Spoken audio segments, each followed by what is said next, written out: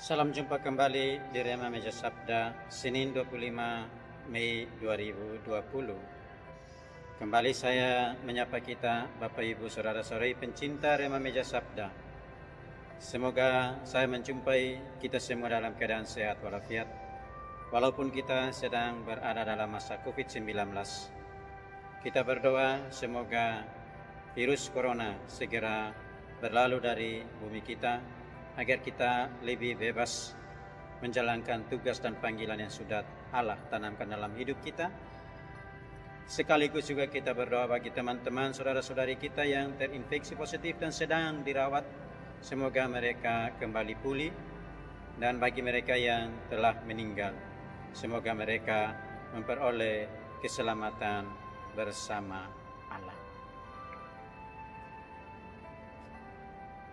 Saya mengajak kita untuk berefleksi bersama Rema Meja Sabda kita hari ini di bawah naungan Roh Kudus bersama iman yang kita miliki, dan kita ramu di dalam sikap pertobatan sebagai perendahan diri di hadapan Allah melalui baptisan ilahi, baptisan suci, agar kita senantiasa berada dalam Tuhan.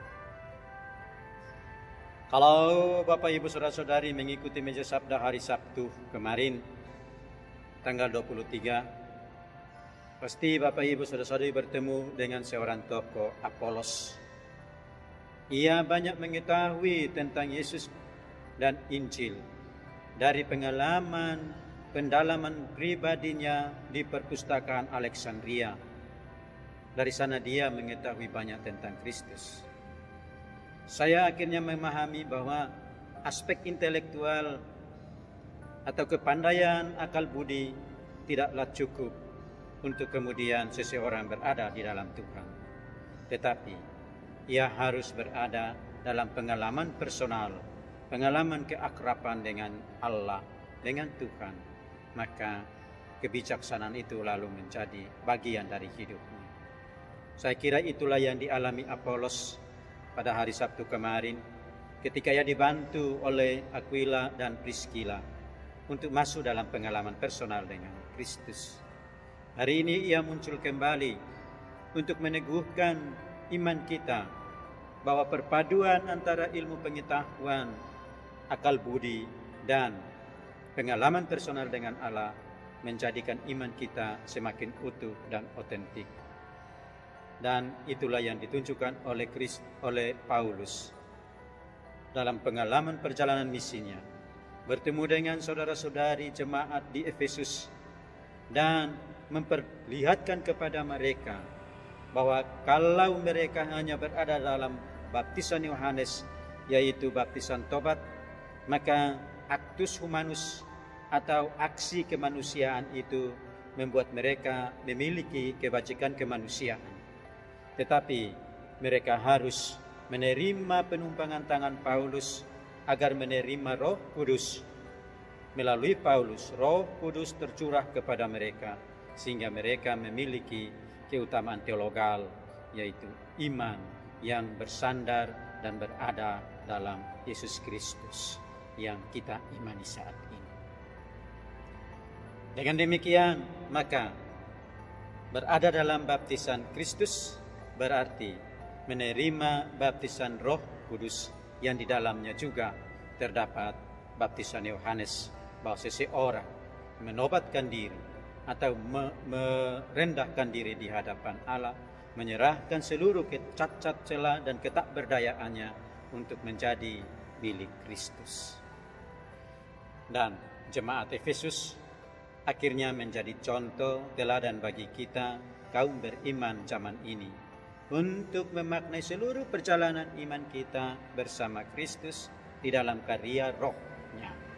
Roh Kudus yang akan senantiasa memberdayakan kita untuk terdorong terus-menerus membaharui diri secara terus-menerus bersama Ecclesia Semper Reformanda, gereja yang terus-menerus memperbaharui diri agar kita tetap berada di dalam kebersamaan dan keintiman, keakraban dengan Kristus, yang dari sananya sekaligus juga menampakkan kepada kita pribadi Allah.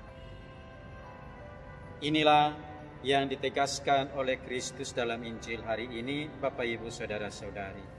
Ia tidak berbicara lagi dengan kiasan-kiasan, tetapi ia menjelaskan secara real nyata bahwa barang siapa melihat dirinya, barang siapa berada dalam dirinya, barang siapa mengakui namanya, itu berarti ia berada, ia mengakui, ia melihat Bapa yang telah mengutusnya ke dunia.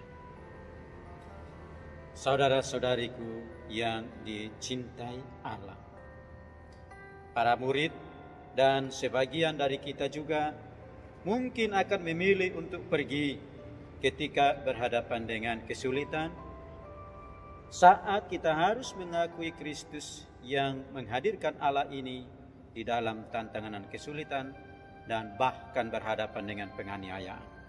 Tetapi Kristus melalui Injil hari ini menunjukkan kepada kita hal kedua sebagai jaminan bagi kita yang beriman kepadanya, bahwa Dia telah lebih dahulu memenangkan dunia dengan pengalaman Kalvarinya.